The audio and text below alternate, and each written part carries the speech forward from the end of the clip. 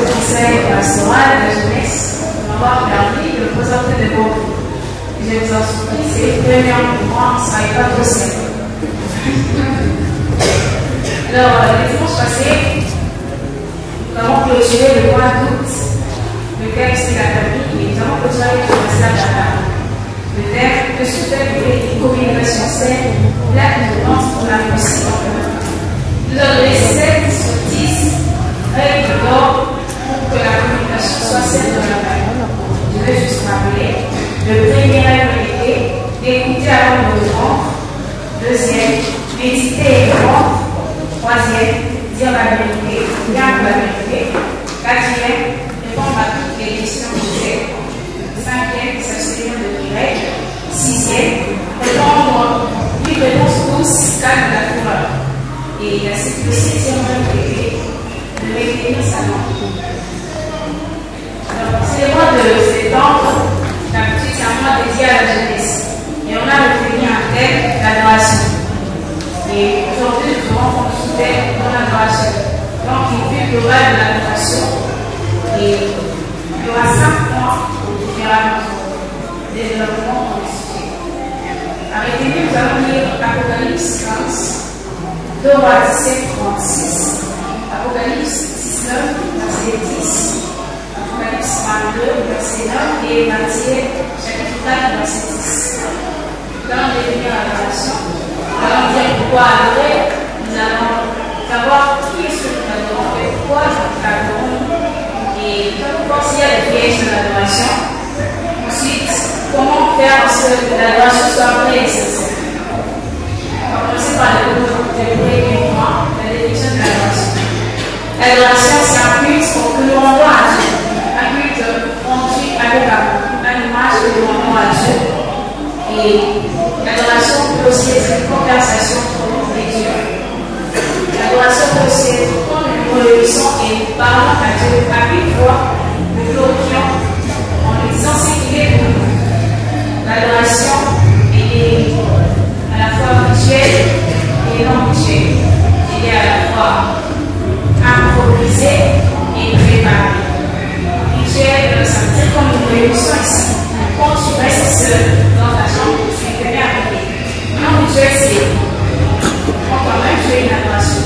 C'est-à-dire qu'il n'y a pas de rite, donc il n'y a pas de cérémonie qui se passe. Là, l'adoration, c'est non, rituel, c'est toi, tu te donnes toi-même au sacrifice pour Dieu. Et improviser, c'est l'adoration, déjà, c'est une activité spirituelle. Donc, ça peut s'improviser. David peut même adorer Dieu. Ça peut aussi s'équivaler comme nous allons préparer aujourd'hui de venir adorer Dieu. Nous allons lire Romains chapitre 12, verset 1.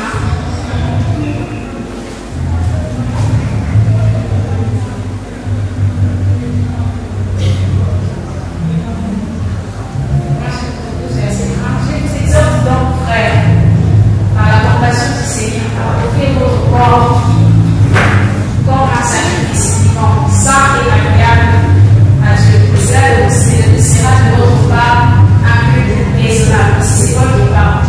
Il dit que nous devons offrir nos vies, nos corps, saint et agréable à Dieu. Cela sera de votre part un culte raisonnable. Donc, de part, nous avons dit que l'adoration, c'est un culte de grandeur à Dieu. Donc, quand je dis que l'adoration est à la fois rituelle et non rituelle, c'est quand tu trouves que toi-même, tu es en train de faire une adoration. C'est que tu trouves que toi-même. C'est un culte raisonnable, c'est-à-dire un culte qui concerne l'entourage de la personne. Ce qui n'est pas forcément rituel et avec les cérémonies. Alors, nous allons pas finir là-dessus. Allons voir le deuxième point, le but de l'adoration. Pourquoi nous adorons? Déjà, nous avons appris pourquoi nous adorons. Est-ce que nous ignorons? Est-ce que nous reconnaissons d'une autre manière? Est-ce que nous avons la conception de Dieu comme lui l'a conçu chez nous? Est-ce que nous avons le même but que lui? Et on va lire Éphésiens chapitre 1, verset 11 et 12.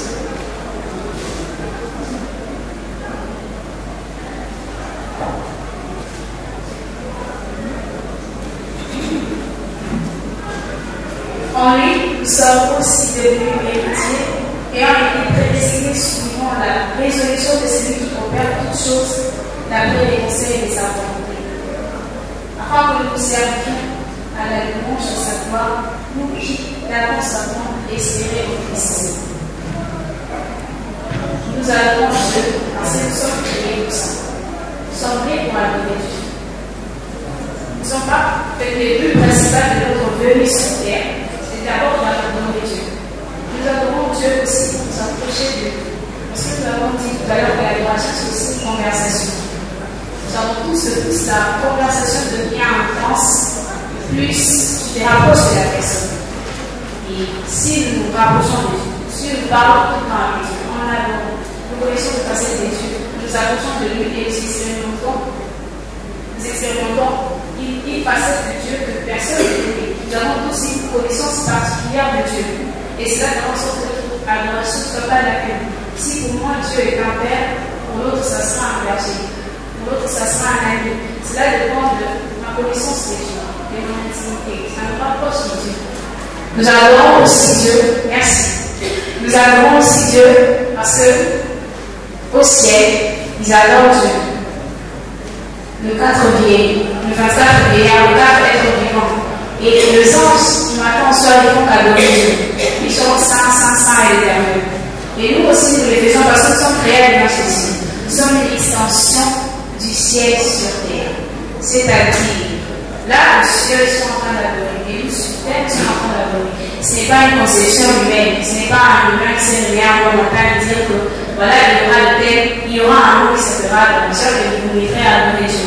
C'est Dieu qui l'a instauré. Et ça a commencé au ciel. Et puis, quand nous sommes ici sur terre, nous le faisons parce qu'il a demandé à ce que nous puissions le faire. Dans Exode 25, tu vois. Mais que tu adoreras, tu aimeras ton Dieu de tout ton cœur, de toute ton âme, de toutes tes forces. Si nous regardons la définition de l'adoration dans le dictionnaire, même l'encyclopédie biblique, on dit que adorer, c'est aimer extrêmement. Donc, quand il dit que tu aimeras ton Dieu de tout ton corps, de toute ton âme, tu es en train de faire une adoration. Tu es en train de l'adorer. Et nous allons voir le troisième point, si nous n'avons pas beaucoup de temps. Qui devons-nous adorer? La réponse est Dieu. Mais est-ce que nous savons pourquoi nous adorons Dieu? Pourquoi lui seul? Pourquoi ne pas adorer Dieu, adorer maman, adorer papa et tout ça? Regarde le livre d'Exode 25. Je ne sais pas si on va le lire, mais on va faire vite.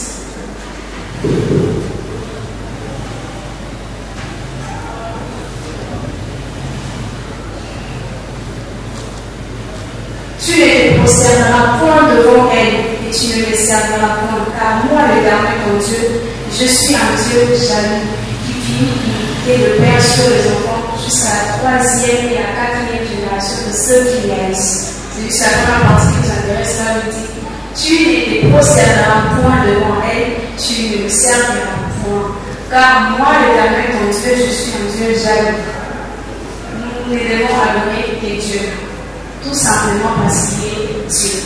C'est lui qui t'a créé. Et je ne pense pas que j'ai besoin de donner des arguments pour convaincre quelqu'un ici, il y a que Dieu que nous devons adorer. Que nous adorons Dieu. Pourquoi nous devons l'adorer? Oui, pourquoi d'autres personnes? C'est lui qui t'a créé. Il est Dieu. Et je ne sais pas si j'ajoute des arguments, ça fera en sorte que quelqu'un puisse intégrer ça dans son corps qu'il y a que Dieu qui doit adorer. La conscience de l'être permanente, c'est bien que Dieu le doit adorer. Mais pourquoi il veut être le seul à être adoré? Il est jaloux, il ne va plus sa gloire de personne. Il connaît bien le cœur de l'homme. S'il avait permis, il sait ce qui serait arrivé. Il fait tout par sa gloire, mais il n'est pas par sa gloire avec personne. Il nous aide, il nous donne tout ce qu'il peut nous donner, mais il y a une seule chose que nous devons garder pour lui seul, c'est l'adoration. Nous ne pouvons pas nous permettre d'adorer une autre personne que Dieu. Alors, comme Dieu recherche une adoration qui soit pour lui seul, regardons, évaluons, est-ce que nous avons déjà eu à adorer une autre personne à part Dieu? Est-ce que nos cultes ici ne rendent pas gloire à Dieu? Est-ce que ça vise notre personne? Est-ce que le chant puisse tirer leur jeter la fonction sur nous? Est-ce que quand nous faisons de poésie pour dire à Dieu ce qu'il est, c'est pour faire voir aux gens que nous savons parler? Ou est-ce que c'est pour que Dieu soit glorifié? Donc, vérifier, réévaluer, faire attention à ce que rien de tout ce que nous allons faire, dire, chanter, puisse tirer l'attention sur nous, mais ça va tirer l'attention sur Dieu.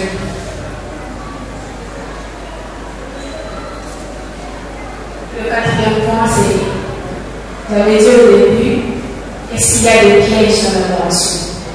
Il y en a. Quand nous avons l'adoration, nous avons donc la vraie et la fausse.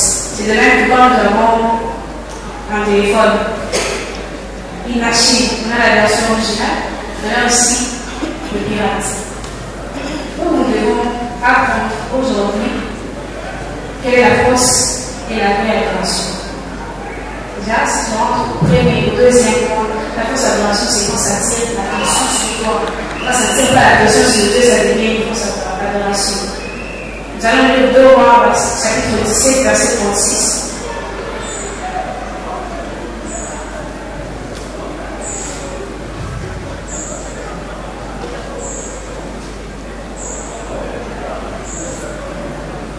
Le roi 17, 36, j'ai lu le nom du Seigneur.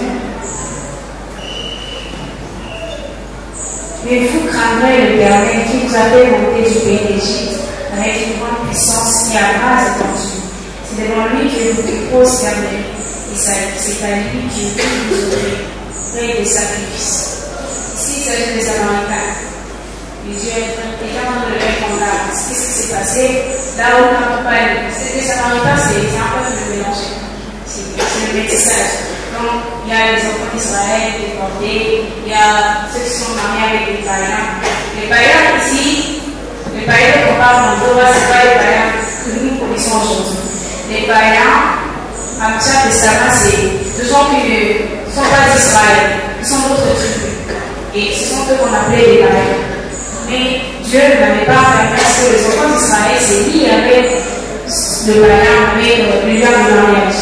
Mais eux, ils ont fait ça. Donc, ils ont eu le mélange. Il y a eu l'idolâtrie, ils adoraient Dieu, en même temps, ils adoraient les dieux de gens avec qui ils se sont liés. Donc, Dieu les a, ils en gardent, vous adorerez moi seul, et à moi seul vous prosternerez. Parce que parmi nous, il n'y a pas d'esclaves. Est-ce que nous n'avons pas fait du métissage parmi nous? La réponse est non, moi je n'ai jamais adoré à l'idole et tout. Mais l'idolâtrie, c'est déjà quand tu n'adores pas Dieu. Nous avons dit que l'adoration, c'est un amour extrême, uniquement à Dieu. Donc, si tu t'es déjà éprouvé que tu as une personne qui prend la place de Dieu, tu as un idolâtre. Tu n'as pas besoin de t'agenouiller devant un idole pour qu'on t'appelle idolâtre. Il suffit juste que l'attention, ton attention, ta personnalité, le point principal, le plus important de ton cœur soit basé sur quelque chose. Sur une musique, c'est un peu la nourriture. Certains pour les études, certains pour l'argent, certains pour les choses de ce monde. Tu as de la vie. Je n'ai pas besoin d'aller dans d'autres églises ou de me marier avec un païen. Sur ces points, je suis un profane, je ne sais pas. Si nous ne regardons pas seulement le mariage, les profanes, quand on va parler ici, disons le métissage que nous faisons. Un adorateur ici qui chante, un adorateur qui connaît les chansons du frère Fan, un adorateur qui chante ici, qui connaît toutes les danses de TikTok, un adorateur qui vient ici, tu le vois, tu te dis qu'il y a l'ambition dans cette école. Mais le lendemain, on les retrouve au casino, on les retrouve dans les bars. L'adorateur, ici, qui a un bon prédicateur, quand tu parles, tu sens que c'est Dieu qui parle. Mais quand il arrive à la fin, il n'est plus l'adorateur, il n'est plus le chrétien de commission, il devient l'étudiant. Et on dit souvent, dans l'église, classe et tout comme ça. On se dit, dit aussi que Dieu regarde le cœur. Le journaliste n'a pas à côté pour dire que Dieu s'intéresse à son cœur. Mais c'est faux. Dieu ne peut s'intéresser qu'à notre cœur. Le cœur, c'est dans notre corps. Bien sûr, ça commence par le cœur. Mais c'est quand tu crois en Dieu, quand tu donnes ton cœur à Dieu, ton corps doit le lever. Quelqu'un qui est un adorateur, qui croit en Dieu, qui dit même avoir donné son corps à Dieu, mais sa télé, mais son habillement, mais sa façon de parler, ça ne rend pas gloire à Dieu. Devons rendre gloire à Dieu avec notre habillement, tout ce que nous sommes, tout ce que nous avons. Ça commence de l'intérieur, mais ça sort à l'extérieur. L'adoration n'est pas, comme je dis, ce n'est pas seulement rituel. C'est quelque chose, non, Dieu, c'est quelque chose de moral. Et quand c'est dans ta tête, ça coule en toi. On peut voir que c'est un adorateur. On peut voir que celle-ci, c'est pas une chrétienne. Par sa tenue, comment nous reconnaissons les sœurs religieuses avec leur foulard dans la tête? Quand une sœur religieuse parle, elle dit, quand elle marche, elle dit jamais que les sœurs. Mais je peux reconnaître par sa langue, juste là, avec le foulard sur la tête. Elle n'a pas dit qu'elle est sœur. Mais Dieu, c'est même avec nous. On saura que Dieu est un adorateur. On saura que Dieu est un chrétien. Partagez-vous. On ne peut pas voir ton cœur. Mais ça ne veut pas dire que tout ça. Notamment que si tu es bien habillé, si tu parles bien, si tu te comportes bien, tu as le temps de Dieu, c'est juste une parenthèse que je dis. Nous allons voir le quatrième point. Comment pouvons-nous adorer Dieu sincèrement? Comment pouvons-nous entrer dans une adoration profonde et sincère? Puisque Dieu est l'esprit, il a dit aux gens qui recherchent des adorateurs qui sont en esprit et en vérité. Je ne sais pas si vous demandez aux gens 84, mais là nous voyons Dieu, il dit, voici l'heure est venue où de vrais adorateurs adoreront le Père en esprit et en vérité. Puisque Dieu est l'esprit, que ceux qui l'adorent en esprit. Le premier point qui fait en sorte que notre adoration soit vraie et sincère, ça doit être spirituel. Comment spirituel? Conduit par l'esprit. Pourquoi conduit par l'esprit? Parce que nous ne connaissons pas les pensées de Dieu. Parce que nous ne connaissons pas ce que Dieu attend de nous. La Bible dit, personne ne connaît les pensées de Dieu si c'est l'esprit de Dieu. Alors si nous nous abandonnons au Saint-Esprit, le premier point qui fera que notre adoration soit vraie et sincère, c'est que le Saint-Esprit nous conduise dans l'adoration. C'est que le Saint-Esprit soit le moteur, le chauffeur, qu'il soit le conducteur de notre adoration. C'est lui qui défend en nous. C'est que Dieu attend de nous. C'est que Dieu veut entendre. Ce n'est pas le français. Ce n'est pas la belle mélodie. Mais c'est l'Esprit de Dieu qui défend en nous. C'est que Dieu attend de nous. Le deuxième point, sachant que Dieu cherche les vrais adorateurs dans Jean 4, 23 et 24. Nous devons nous rassurer que nous aussi, nous sommes vrais. Comment nous sommes vrais? Quand nous nous préparons à la prière. Nous, à la tour de centenaire, on dit que la prière, c'est préparer pour la prière. C'est-à-dire, avant de venir ici le samedi à 2 heures, on prie déjà à la maison. La prière que j'ai faite n'est pas la prière que je viendrai faire, que je viendrai faire ici à la maison. C'est le même avec nous. Tu ne te réveilles pas comme ça. Je commence à adorer Dieu, tu commences à parler seul, tu commences à chanter. Tu es seul, soit tu es avec le diable. Nous devons préparer l'adoration dans la prière. Nous devons nous rassurer que c'est l'Esprit de Dieu qui nous conduit. Et le troisième point, nous devons rechercher la sainteté. Puisque Dieu est saint, que ceux qui s'approchent de lui soient saints. Hébreux 12, 14. Aussi longtemps que cela dépend de vous, recherchez la paix avec tous et la sanctification, sans laquelle personne n'est dans Dieu. Rassurez-vous que vous êtes saints. Et quand je parle de sainteté, je ne parle pas du fait que nous devons tout le temps prier, Seigneur, pardonne-moi, Seigneur, purifie-moi, et je suis saint, voilà le notre pays. Je parle du fait que notre vie soit une sanctification. Ça doit être une démarche continuelle et qui n'a pas de fin, parce que nous n'avons pas la sainteté ici sur terre. Nous le recherchons chaque jour jusqu'à ce que Jésus vienne et nous donne un corps nouveau. Mais aussi encore que nous sommes ici sur terre, nous devons rechercher la sanctification. nous assurer que ce que j'écoute, ce que je vois, ce que je dis, où je vais, ne va pas détruire l'Esprit de Dieu en moi, ne va pas attrister le Saint-Esprit en moi, ne va pas salir le nom de Dieu. Ça, c'est que nous conservons, nous maintenons la sainteté en nous. Nous devons nous préparer, nous habituer à adorer Dieu seul, que cela ne soit pas seulement tourné sur nous. J'avais dit au premier culte que nous ne venons pas ici pour adorer Dieu. Nous venons ici parce que nous sommes des adorateurs, parce que nous adorons Dieu à chaque moment de nos vies. Et quand nous venons ici, c'est pour nous réunir et adorer Dieu ensemble. Parce que Dieu aussi a fait que l'ensemble se réunisse et qu'ils nous adorent ensemble comme des anges du ciel. Mais nous devons avoir une adoration personnelle, une habitude d'adorer Dieu. Nous exercer, nous habituer à la présence de Dieu. Quand nous allons venir ici, ça sera automatique. On n'aura pas besoin de la musique pour nous emmener dans la profondeur. Puisque nous sommes déjà à l'adoration. Nous sommes une adoration. Et quand nous venons ici, nous mélangeons de tout et nous apportons un bon parfum à Dieu. Le cinquième point, c'est pour que l'adoration soit vraie. Nous avons parlé de lui d'une adoration collective, c'est-à-dire quand nous nous réunissons ici, une adoration mutuelle. Il doit y avoir de l'ordre. Parce que Dieu, c'est un Dieu de l'ordre. En Corinthiens 12, 14, 33. Il dit qu'il est un Dieu de paix. La paix, c'est l'ordre. Donc nous devons nous rassurer que le culte, du début jusqu'à la fin, rend de gloire à Dieu et qu'elle soit vraie. Parce qu'il y a de l'ordre, parce qu'il y a la paix.